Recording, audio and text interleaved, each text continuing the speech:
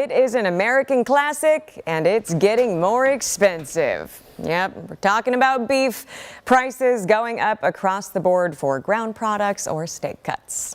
Just in time for dinner. KIRO 7's Madeline Ottilie is firing up the grill right now to break down why. Madeline.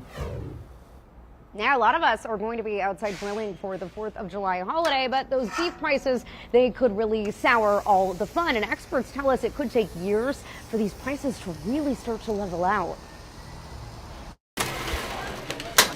Beef keeps Double D Meats busy. We cut tons of steaks and beef. But the Mountlake Terrace butcher is not immune to rising costs. I've never seen prices this high in my life, and I've been here 40 years. Take choice grade steak cuts, for example. Ribeye and flank steak up about $1.50 from last year. Bottom sirloin flap up more than $3. Well, being on a fixed income, it's very difficult because then I have to cut back and figure out what I do. Overall, though, demand is not slowing down. Tenderloin steaks make my kebabs. That doesn't keep prices low either. I'm still going to buy it no matter what. Why is that? Because I like meat.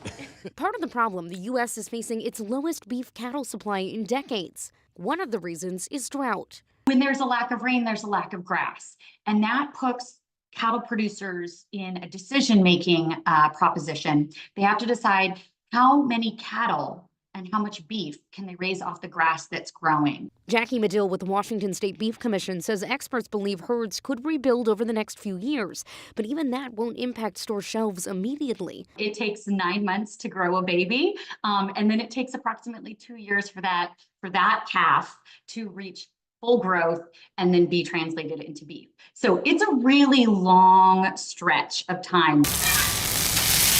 There's no reason to panic, though, ahead of the holiday. Your 4th of July cookout likely still cheaper than last year, thanks to price drops on pork chops, chips, and hamburger buns.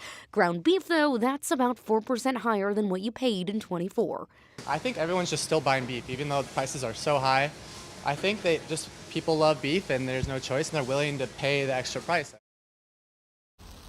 Now, it's not just beef that is up this year. The American Farm Bureau says you're also going to be likely paying higher costs this holiday on other products like canned pork, beans, and even some potato salad.